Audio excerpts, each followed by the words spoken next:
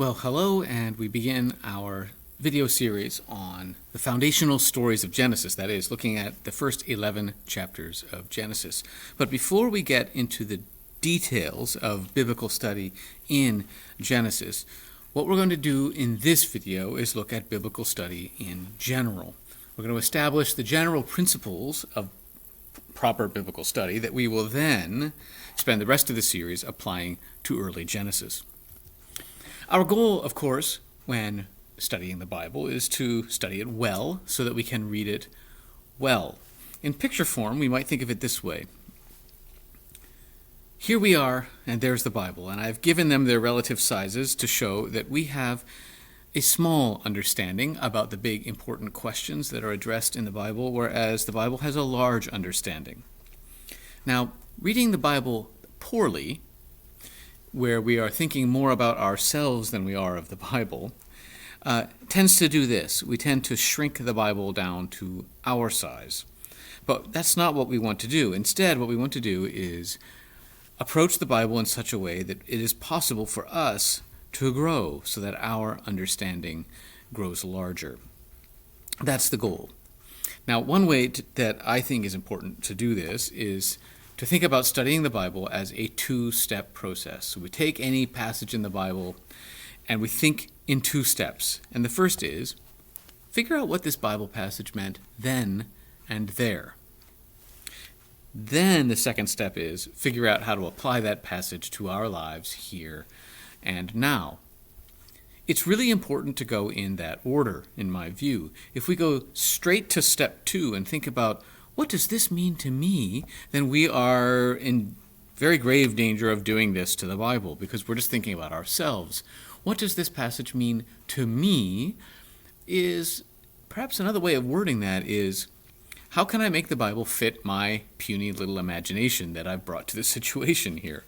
Whereas asking the question, hey, what did it mean then and there, and digging into original context and original meaning, it means we can be surprised. And if we can be surprised, then we can grow. Remember that if you're not willing to be surprised, then it's not really possible to grow in your understanding.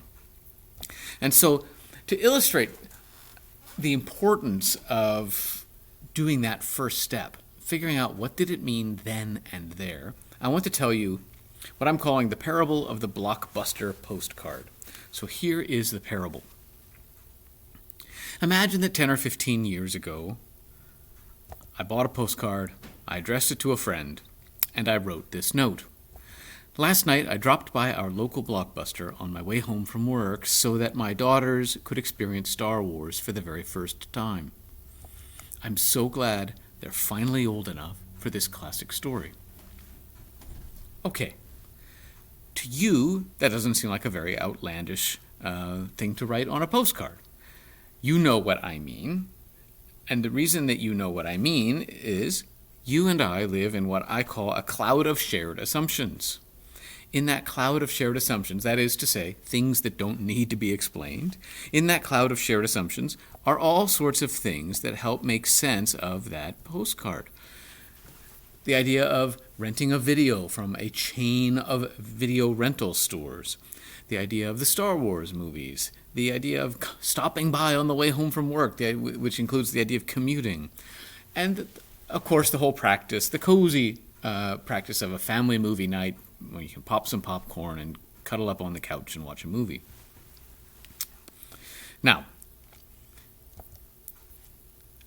so that's the very few words on this postcard, but it communicates a lot because of how much we share, how much is in the cloud of shared assumptions that we share. That's one reason why a cloud of shared assumptions is important. Another reason is it keeps our language efficient. There are not that many words here, but it explains a lot. If there weren't a lot of things assumed, look what this postcard might end up looking like. We'd have to explain what blockbuster means, what a video is, what it means to commute or drive, what an automobile is, etc., etc., etc. It just gets to be ridiculous. And so the cloud of shared assumptions helps keep language efficient, but it does more than that. It also helps communicate meaning accurately. You know, language is an amazing thing, and if we don't approach ancient language properly, we end up doing some weird things to it. For example, the parable continues. Imagine that we zoom forward to the year 5000. For whatever reason, this postcard that I wrote somehow was preserved, and it was dug up by some future historians. These are historians who specialize in ancient North American culture, that is to say, us.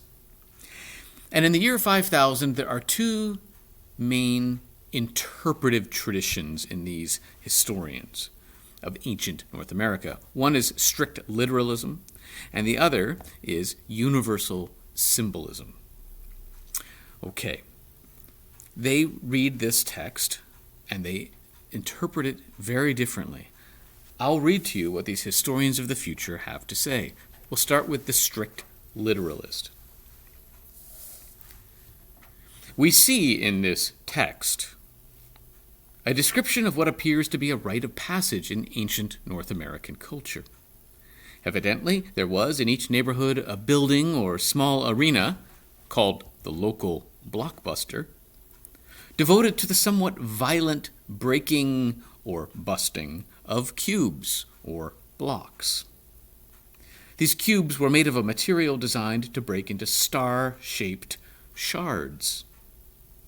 Apparently, warriors would attempt to break these cubes in such a way as to harm each other with the star-shaped shards. These were Star Wars.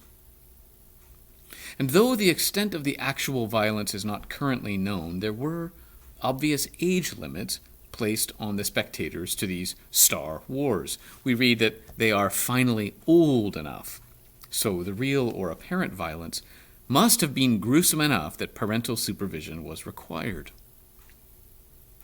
Some scholars have suggested that these battles were actually part of a wider courtship ritual, and that the father is so glad his daughters can go because he's anxious to marry them off. But others argue that the feminism pervasive in this early 21st century makes the scenario highly unlikely. Whatever the case, it is clear that these events, whether true battles or more athletic competitions, these events were viewed as the enactment of a classic story. They were part of the larger warrior tradition that was so prevalent in that time in early history. And then, as we continue to read, we find that there's a little bit of a note at the end of this scholar's analysis of my postcard. The note says this: an important and somewhat controversial debate surrounds the meaning of the phrase "dropped by." And it must be said that there is currently no widespread agreement among scholars. Some insist that this phrase was a colloquialism, meaning simply stopped by. But others counter that if the father meant stopped by, he would have used that phrase, which was common enough at that time, according to linguistic analysis. Instead, this other group of scholars argues, the father actually dropped or collapsed in the immediate vicinity of the local blockbuster, perhaps because of a medical condition, but more likely as a required part of the overall ritual. After all, we read, so that my daughters could experience Star Wars. Okay. That is the strict literalist interpretation of my postcard. Remember, these interpretations come from the year 5000. The other interpretive tradition in the year 5000 is a tradition called universal symbolism, where you are not approaching the text with reading it literally in a strict way. Instead, you are looking for universal symbols that can apply to all time. Here's what we read from that scholar. Even in this short letter from the distant past, we can see the universal call to freedom that lies at the heart of human hope. This father wants his daughters to be free of whatever shackles may be tying them down, of whatever may be blocking their path toward wisdom, enlightenment, and fulfillment. What then does this ancient father do? To be honest, We cannot be exactly sure. Perhaps the family stopped at a nearby religious temple. Perhaps it was simply a community center of meditation or exercise. But whatever the case, what really matters is that whether historically or figuratively, this father wants to empower his daughters by breaking down barriers, by busting any blocks that might be in their way. Hence the term blockbuster. Through the classic story of Star Wars, perhaps the father seeks to remind his daughters that ultimately they are made of stardust. Their very lives depend upon the death of distant stars. Life leads to death, which in turn makes new life possible. And because his daughters are now old enough, the father may also be reflecting upon the classic story of the father-daughter relationship. The little girl chapter of that relationship is about to end. But that death, if you will make possible the new life of the adult-to-adult relationship. In all of this, we see the archetypal, spiritual, and universal quest to set the next generation free from those things that blind us to the reality of the world. There. You have heard two interpretations from historians in the year 5000 to the postcard I wrote 10 or 15 years ago, says the parable. Now, parables enjoy surprise endings, so here's mine. It turns out that although their followers got pretty angry with each other, these two scholars got more and more famous as they went along doing their work studying ancient North American culture. And they even appeared together, presenting friendly debates in front of large crowds. Jointly, they won the Nobel Prize in Literature for bringing ancient North American culture to life for people in the year 5000. And they died very happy. But here's the thing, and the parable is now over. Here's the thing. What you and I know is that while the strict literalist and the universal symbolist are creative, imaginative, clever, interesting, they're also just plain wrong. This isn't at all what that postcard was about. They are not in the cloud of shared assumptions with you and with me. They have not done the work to recreate the cloud of shared assumptions, and as a result, they're on their own, and they are remaking my postcard in their image. I set them in the year 5000 because they are as far away from us as we are from early Genesis. And I wanted to make that analogy. Okay. Back to language being an amazing thing.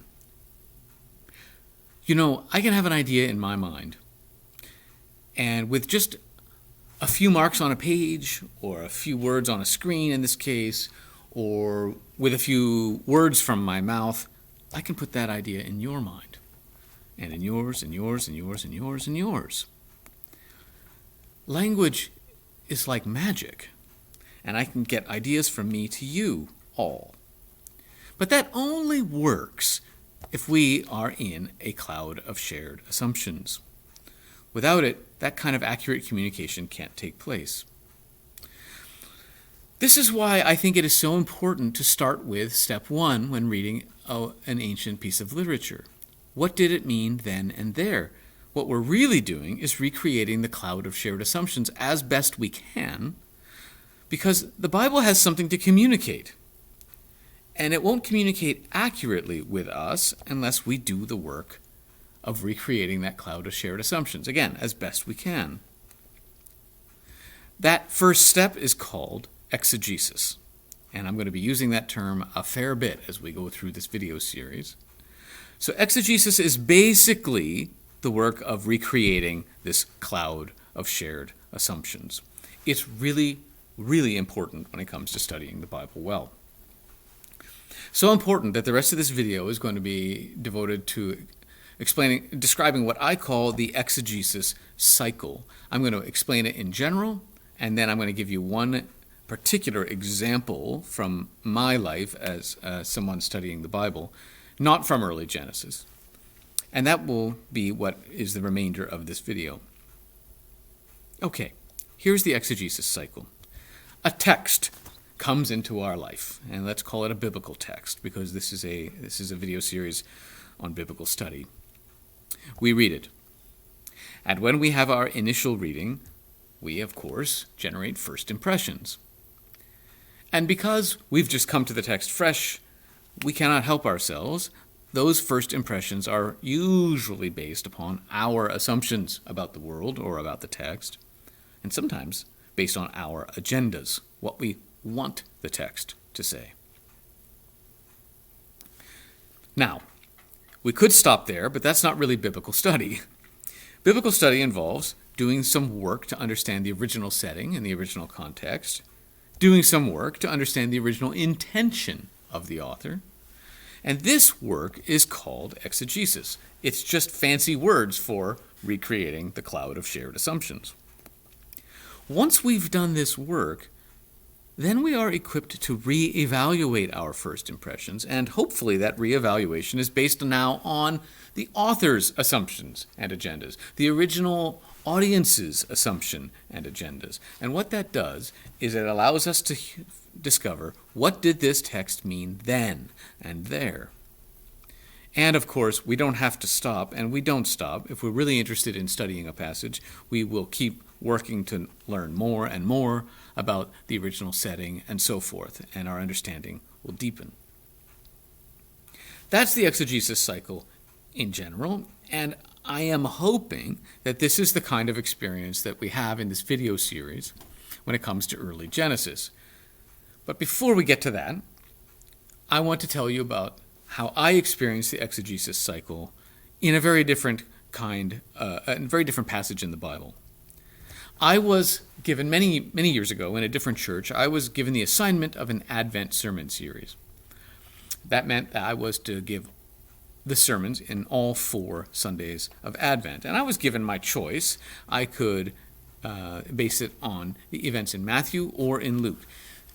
Both Matthew and Luke have what are called infancy narratives, that is to say, stories about the birth of Jesus. And in this particular church, Advent wasn't so much a time to think about John the Baptist and how he was something like an Old Testament prophet, so much as it was, let's just think about the Christmas story, but the Christmas story prior to the birth. As you may know, the infancy narratives in Matthew give you the sense that they are told from Joseph's perspective. We get some of his thoughts, some of his inner life. Whereas Luke's infancy narratives are a bit more from Mary's perspective. Well, I've always thought that Joseph got a lot less attention than Mary, and that's probably for good reason, but I thought I would focus on that. And so long before Advent showed up, I sat down, I opened up my Bible, I turned to the Gospel of Matthew, and here is what I saw.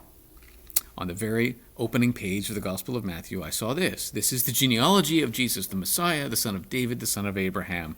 And then, oh no, just a long, long list of names all the way up to King David. It was always so-and-so was the father of so-and-so, was the father of so-and-so, was the father of so-and-so. Get to King David, and then, another paragraph.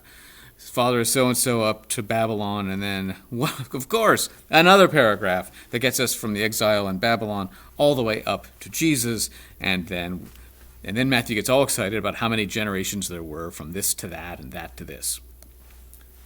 And my feeling as I read this was the same feeling I had had since childhood. I can remember someone gave me a New Testament in very large print so that make it a little bit easier for children to read, and it was kind of a paraphrase, a children's Bible. And it was just the New Testament, so I opened it up, and when I opened it up and turned to the beginning, this is what I saw. And my feeling as an adult preacher was really the same as my feeling as a young child, and that was, no, I don't want to pay any attention to this. This is not interesting. And so I turned the page, and I got to this. This is how the birth of Jesus the Messiah came about. Okay, here we go. Story. His mother Mary was pledged to be married, and then she finds out she's pregnant. Okay, and what are they going to do? Joseph has a dream, and he does stay with her, and he obeyed what the Lord had said to him through the angel. And I thought I would focus on this. Because Joseph, her husband, was a righteous man and didn't want to expose her to public disgrace, he had in mind to divorce her quietly. And I thought maybe I could focus on the character of Joseph and how, as a gentle man, someone who had a choice and chose the gentler option, that this was someone who offered support in the background, and sometimes the unsung heroes are pretty important. Not a bad idea. And So I gathered a lot of reference books, and I got a lot of commentaries together, and I started to flip through the commentaries, and as I did, I was flipping in one commentary past the pages that were that offered commentary on the genealogy, which I was not interested in, and I was flipping past those pages, when down at the bottom, in a footnote, something caught my eye. The author, the scholar who wrote this commentary on Matthew, wrote this: "Of course, there should be no women in the opening genealogy of Matthew." And that was explained elsewhere this way. The opening genealogy is the kind that's used in the Jewish tradition of the time to establish your legal identity. This was a genealogy establishing the legal identity of Jesus. In what group did he belong? And your legal identity was established through your male ancestors. So there should be no women. They don't really have anything to do with legal identity. Of course, there should be no women in the opening genealogy. The fact that there are 4 women in the midst of that genealogy, not to mention Mary at the end, shows us that Matthew was deliberately trying to shock his original listeners. And it was this phrase right here that really got my attention. Wait a minute. Matthew was deliberately trying to shock? Well, that genealogy doesn't seem very shocking to me, I had to admit, so I was caught here, and I looked more deeply into it, and sure enough, it's all so-and-so is a father of so-and-so, but when you look, there's a woman, there's a woman, there's a woman, there's a woman. And then at the end, of course, we get to Mary. She's listed at the end, but it's these 4 women who are in the midst of a genealogy where they do not belong. Well, why? Now, my first impression is that genealogies are boring, and I'll admit, part of my problem was a relative I had who would show up at our family reunions always equipped with scroll after scroll of family genealogies, and it was incredibly boring to me as a child. So when I read Matthew's genealogy, I just had the same feeling and wanted to move on. But this comment about Matthew deliberately shocking his readers or his listeners prompted me to do some exegesis. So let's think about Matthew's cultural context. It turns out, I learned, that Jews and Gentiles were becoming so divided in the church of Matthew's time that it was threatening to split the church. There were forces from the inside and the outside. On the inside, there was a debate about circumcision, and we pick up on this in a lot of the other New Testament books. Some people were insisting that converts to Christianity be circumcised, as it says in the Jewish law, whereas others said, no, we don't need to do that. And that was leading to a Jewish and Gentile divide. On the outside of the church, the Romans were becoming increasingly harsh in their treatment of the Jews. And so the Jews were starting to feel threatened and persecuted. And that's because they were threatened and persecuted. And it's understandable that they started to see the world in a very black and white kind of way. They saw the world as consisting of Jews versus Gentiles, us versus them. Purity versus dirtiness. And as is often the case with people who have a long history, who are feeling persecuted, they started to become quite nostalgic for the pure, good old days, for the clean, good old days, when people knew how to live and they lived right, and things went well. Well, with that in mind, take a look again at this genealogy. And you'll notice that there are a lot of big names here in this genealogy. These names are really important. Abraham, Isaac, Jacob, Judah, Boaz, who features in the Ruth story. Obed and Jesse, ancestors of David, Solomon. Huge names. And you'll notice that those names occur in the first third of this genealogy. Folks, this is, right here, the good old days. These are the good old days that the people of Matthew's time were longing for. Let's get back to when people obeyed the law, when our culture was pure and clean. Well, look, in the midst of the good old days, that's where Matthew puts these 4 women. Those were the good old days. That's where Matthew puts the women, who aren't even supposed to be there. What is going on? Well, let's think about these 4 women. Tamar, Rahab, Ruth, and Uriah's wife is the way Matthew describes her, but we know her as Bathsheba. Well, these stories of these women were well known by the Jews in Matthew's time, so they would, just the mention of their name would have brought their stories back to mind. We don't have their stories necessarily right deep within us, so it takes a little bit of work. So when we go and we look at their stories, we find this. Tamar was a Gentile. Rahab was a Gentile. Ruth was a Gentile. And there is some debate about whether Bathsheba herself was a Gentile or not. But what is known for sure is that she's married to a Gentile. Okay. What else do we learn? We learn that Tamar dressed up like a prostitute in her story. Why did she dress up like a prostitute? In order to get pregnant. The story gets even worse. She dresses up like a prostitute in order to get pregnant by her father-in-law, who is Judah. Be that as it may, we move to Rahab. Rahab dresses up like a prostitute because she actually is a prostitute. Ruth doesn't dress like a prostitute and isn't a prostitute. However, Ruth lies down next to a drunk man in the middle of the night when we read her story, and she asks him to marry her. Bathsheba commits adultery with King David. So what we have are 3 to 4 Gentiles, all of whom behave in ways that are not pure and clean necessarily. The best we have is Ruth, but the way she behaves is not you wouldn't recommend to your daughter that she do this. Okay, why? Why would Matthew include these 4 women? They were not the clean insiders. They were dirty outsiders. Why include them? To make this statement, I believe. The so-called dirty outsiders have always been a part of the story of God's people.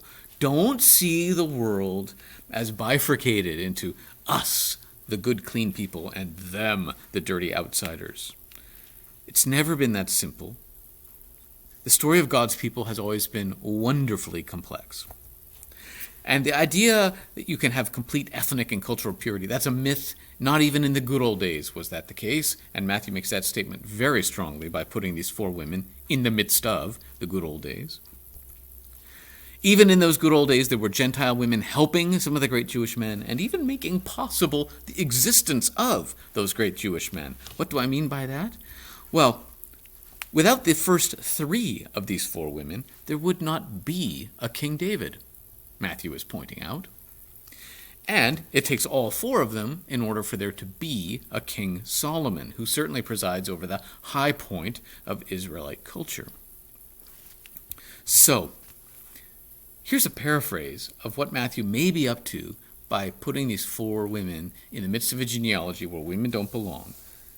Matthew may be shocking his listeners. Remember, most people would have heard the gospel instead of read it. He's shocking his listeners, and perhaps we could paraphrase his intention this way.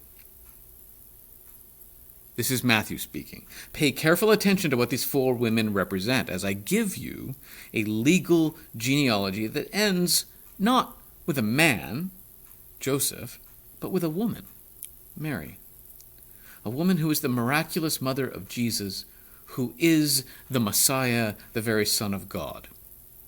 And the way this Messiah is going to behave is going to turn your understanding of the world upside down.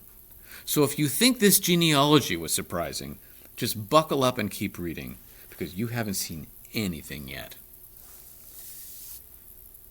That, it seems to me, is part of what's going on by putting these 4 women in Matthew's genealogy. Well, once I read these things, I was able to reevaluate my first impression. And when I reevaluated, I realized this opening genealogy in Matthew is not boring. It's shocking.